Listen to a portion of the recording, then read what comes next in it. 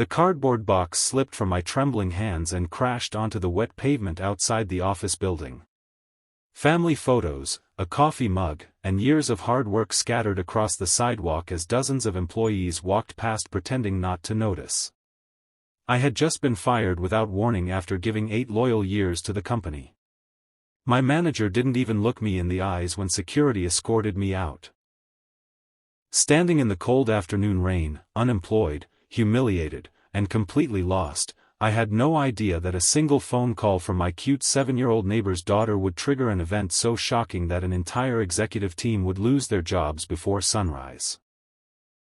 Before we continue, if you believe kindness still matters, if you believe good people deserve second chances, please take a moment to like this video, leave a comment, share it with someone you care about, and subscribe to Moments Hub.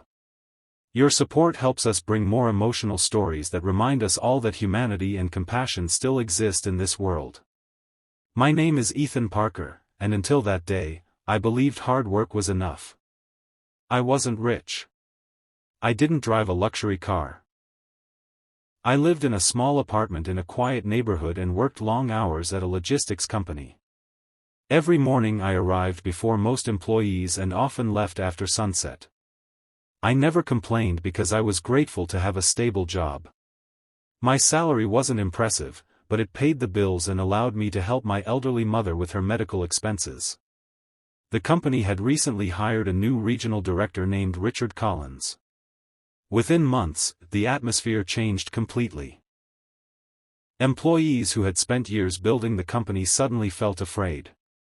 Richard ruled through intimidation. He measured success only through numbers and didn't care about the people behind them.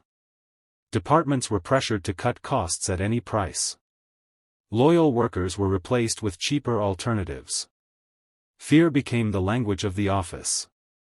For months, I watched talented colleagues lose their jobs. Every firing felt unfair, but I convinced myself that if I kept working hard, my position would remain safe. Then one Friday afternoon, Richard called me into his office. The meeting lasted less than 5 minutes. He claimed my department's performance had declined, blamed me for problems I didn't create, and informed me that my employment was terminated immediately. There was no warning. No discussion. No appreciation for years of service. Just a cold handshake and security waiting outside the door. The walk home felt endless. Dark clouds filled the sky as rain soaked through my jacket. Every step carried the weight of uncertainty. My savings were limited.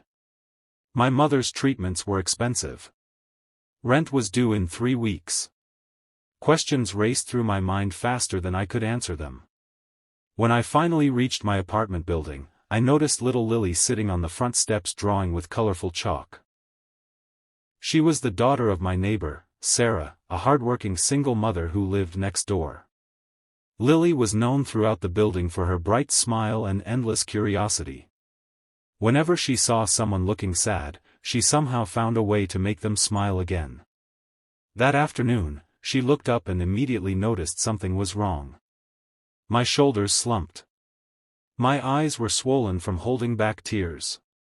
Even a child could see the pain I was trying to hide.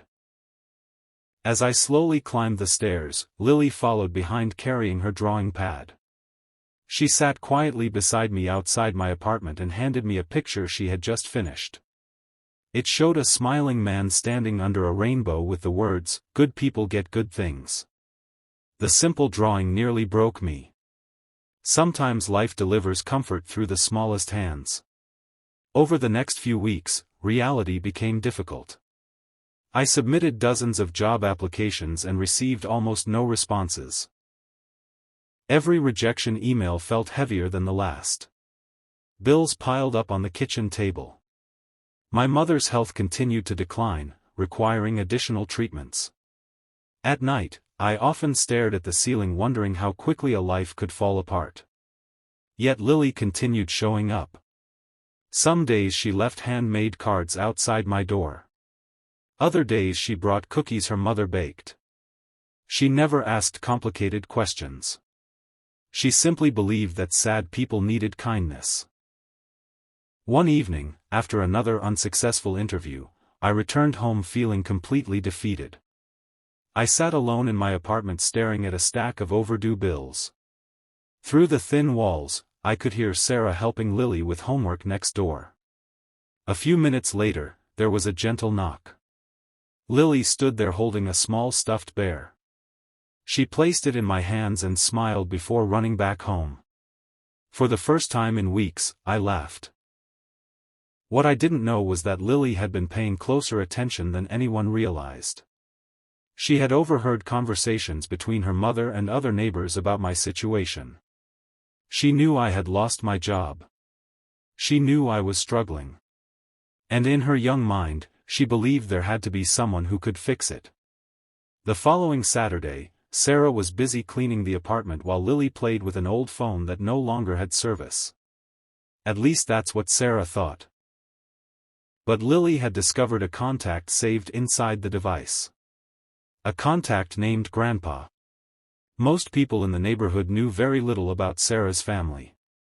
She rarely discussed them. She preferred a quiet life focused on raising her daughter. What nobody knew was that Sarah came from an incredibly wealthy family. Years earlier, she had chosen independence over luxury after disagreements about her future. She built her own life without relying on family money. The contact Lily found belonged to her grandfather. A man named William Harrington. A billionaire entrepreneur.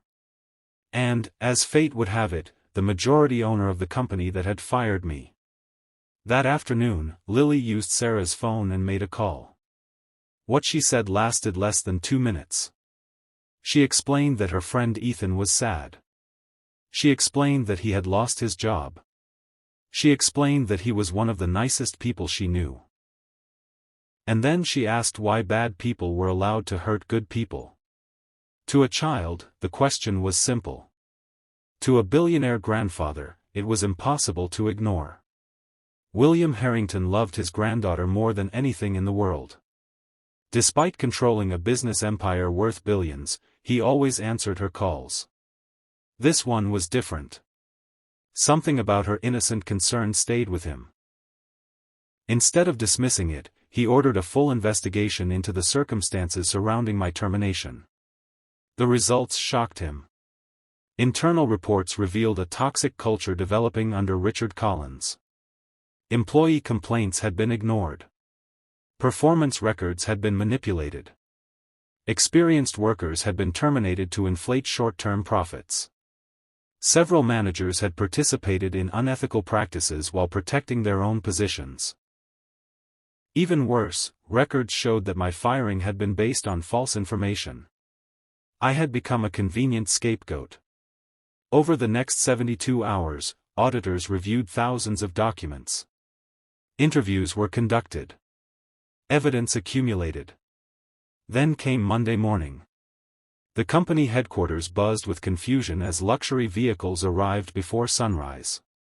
Senior executives were summoned into emergency meetings. Security personnel appeared throughout the building. Human resources teams worked behind closed doors. By lunchtime, Richard Collins had been terminated. Several executives who approved unethical decisions were also dismissed.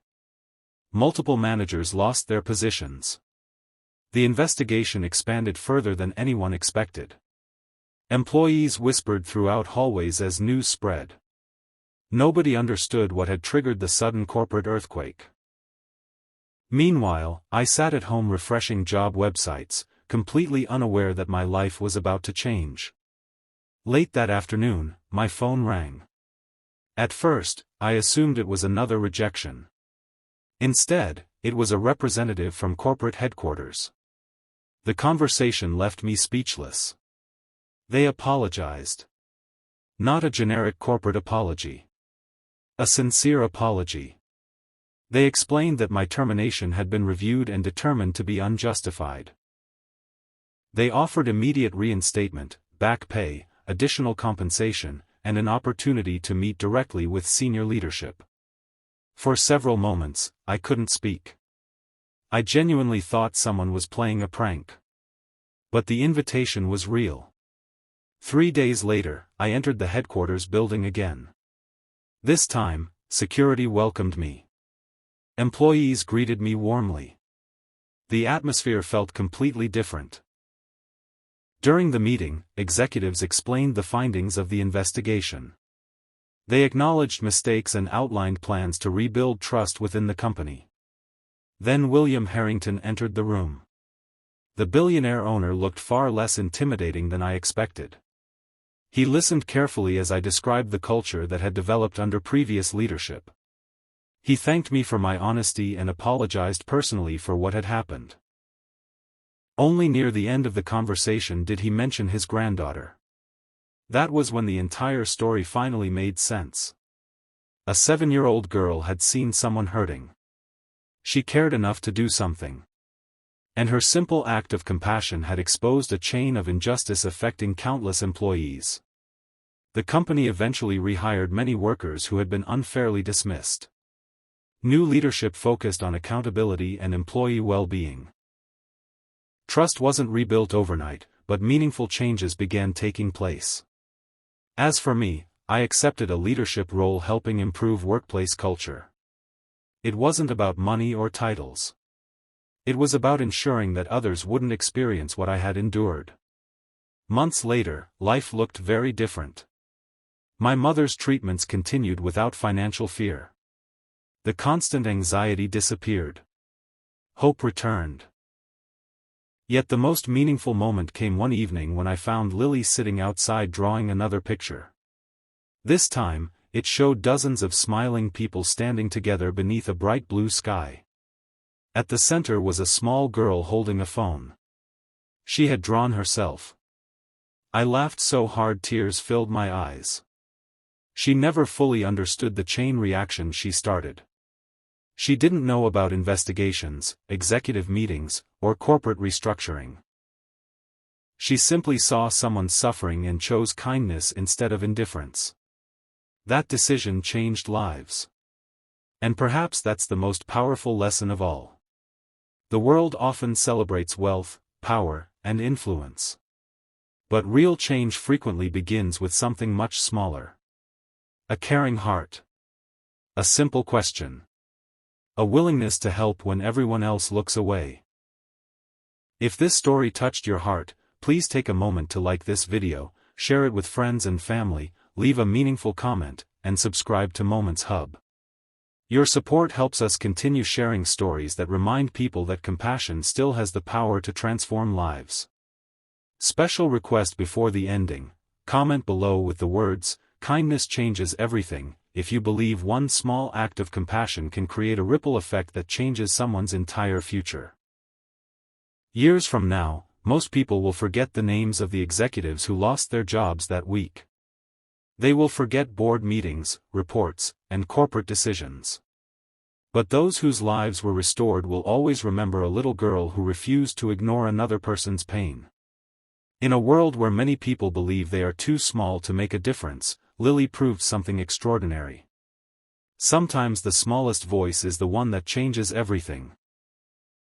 Sometimes a single phone call can expose injustice. And sometimes the greatest heroes are the ones whose hearts remain innocent enough to care when everyone else has stopped paying attention.